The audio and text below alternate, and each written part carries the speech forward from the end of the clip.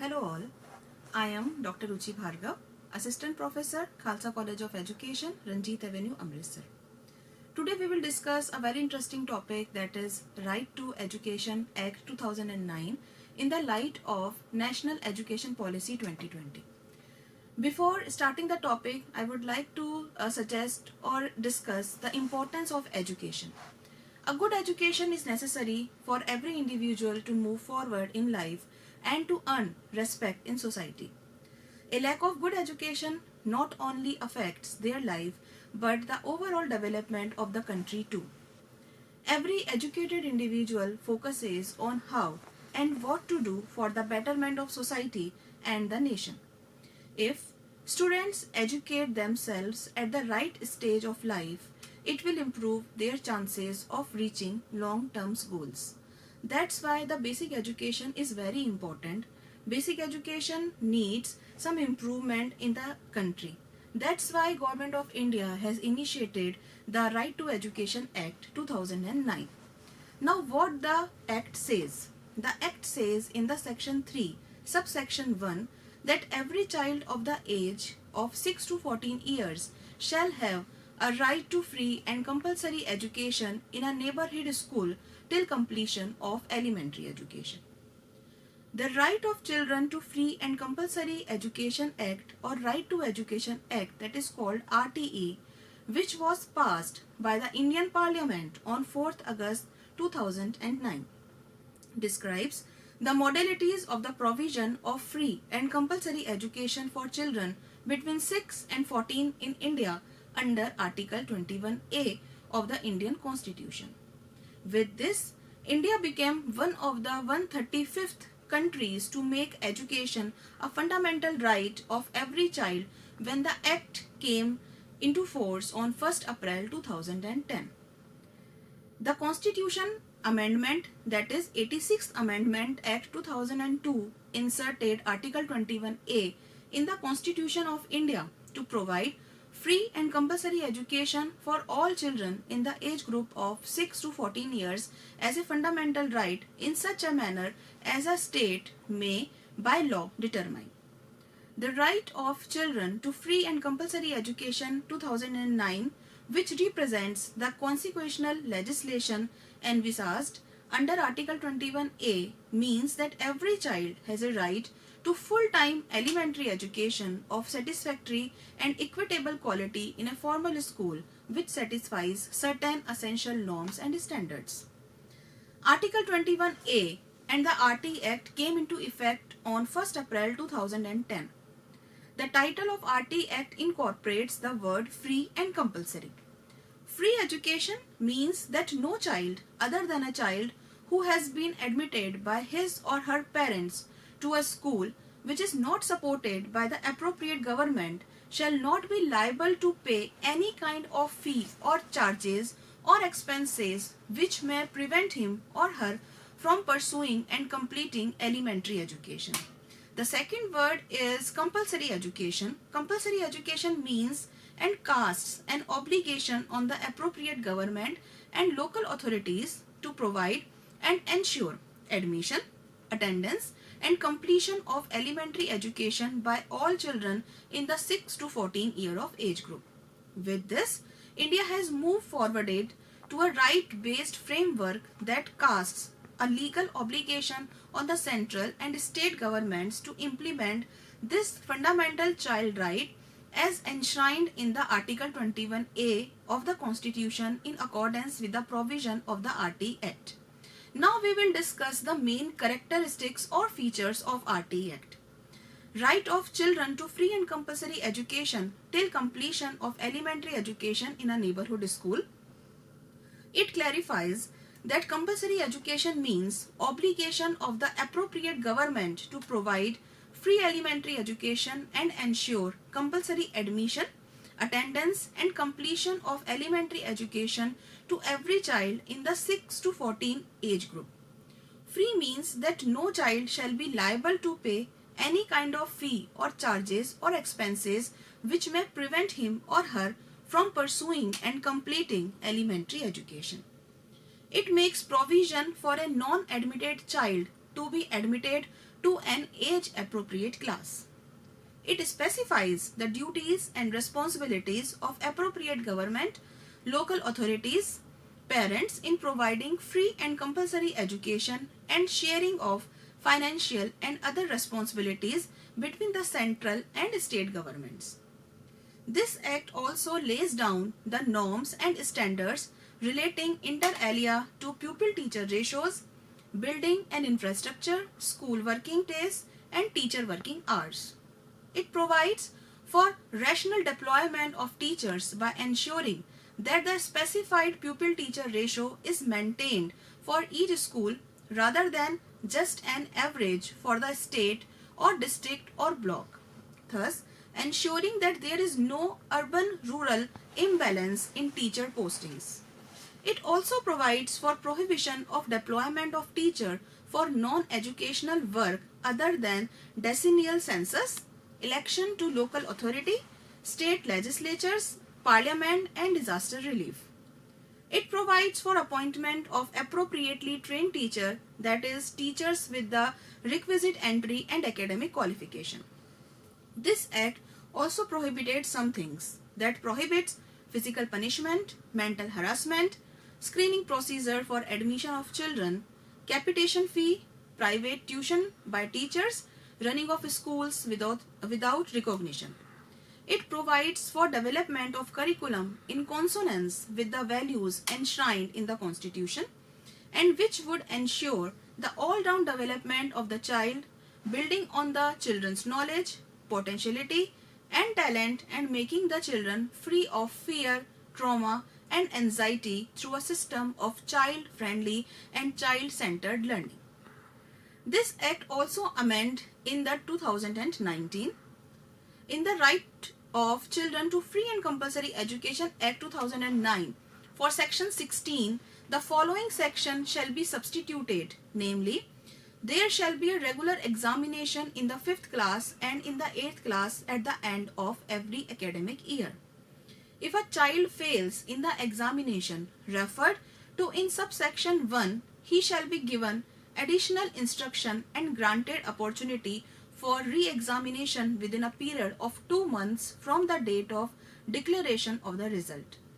The appropriate government may allow schools to hold back a child in the 5th class or in the 8th class or in both classes in such manner and subject to such conditions as may be prescribed if he fails in the re-examination referred to in subsection 2. So we will discuss further that what are the implementation of Right to Education Act 2009. The basic implementations of this act is physical infrastructure and other resources. The act says that school building should be an all-weather structure and should include an office cum store for the head teacher, separate toilets for boys and girls, a kitchen for cooking the free midday meal that children are provided, have access to safe drinking water, a library, a playground, and barrier-free access. This act also implement age-appropriate classrooms. This act provides children above 6 years who have never been admitted to any school or having been admitted have not completed elementary education and have dropped out the right to be admitted to a school in a class appropriate to his or her age for completing elementary education. This act also facilitates a child admitted to an age-appropriate class to be given special training to enable him or her to be at par with other children. The RT Act rules also states that children admitted after 6 months of the beginning of the academic session may be provided special training as determined by the head teacher of the school to enable him or her to complete studies. This act also implement access to education. In order to provide access to education, the RTE 2009 mandates year-round admission, no screening and documents, no capitation fees, easy transfer certificates. As per the RT Act, no school can deny admission or transfer certificate to any child. This Act also emphasizes on the quality of teachers. Quality is an integral aspect of the RT Act. Part 5th of this Act clearly specifies those terms under which the quality of elementary education is to be ensured, which include a comfortable teacher-student ratio, curriculum reform, and improvement in evaluation method. Next suggestion or implementation of this Act is from teacher training. The Act demands for qualified teachers and also makes way for teachers to receive in-service training to enable them to acquire the requisite certification within a period of 5 years. This Act also emphasizes on no detention policy. Section 16 of RTE Act prohibits holding back and expulsion of a child from school till the accomplishment of elementary education. The no detention provision in the RTE Act does not mean that children learning will not be assessed.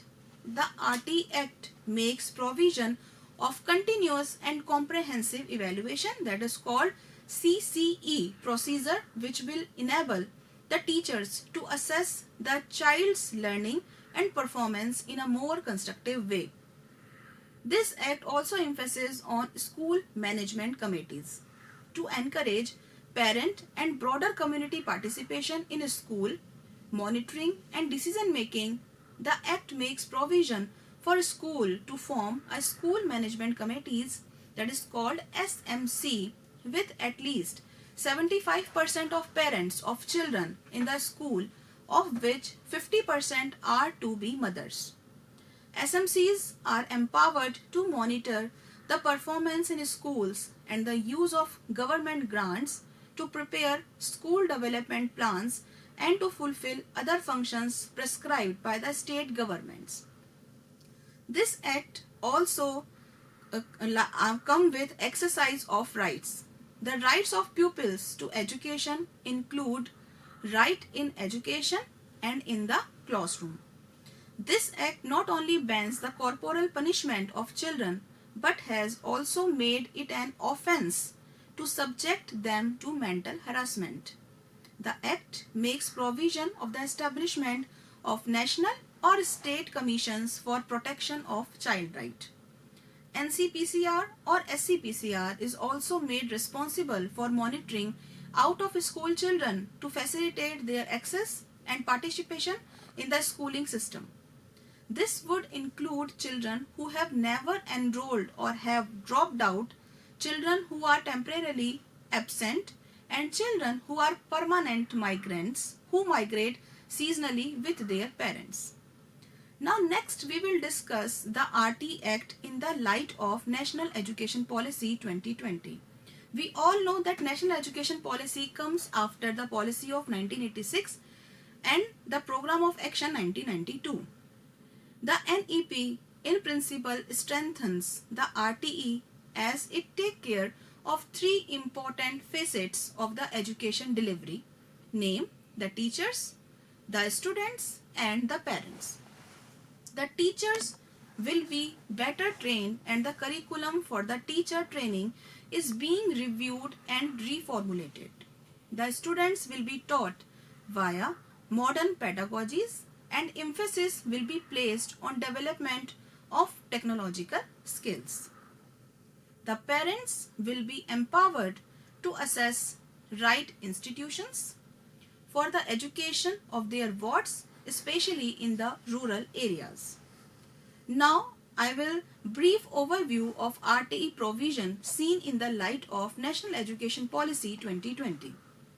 Compulsory education of children of age 6 to 14, there is proposal in the NEP 2020 to revise the age bracket to 3 to 18 years.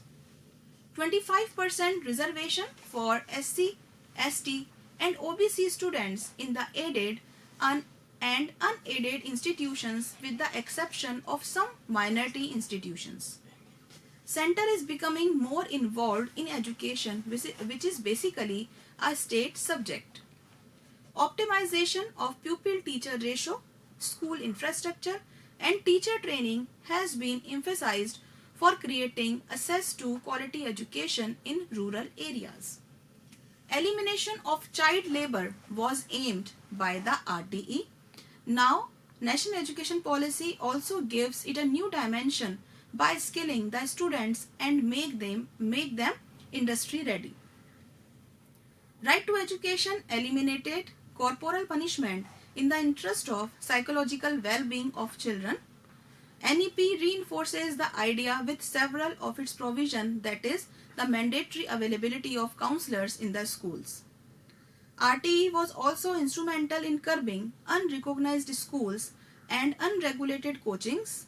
NEP goes a step further and proposes to revise assessment framework and competitive exams to check coaching culture.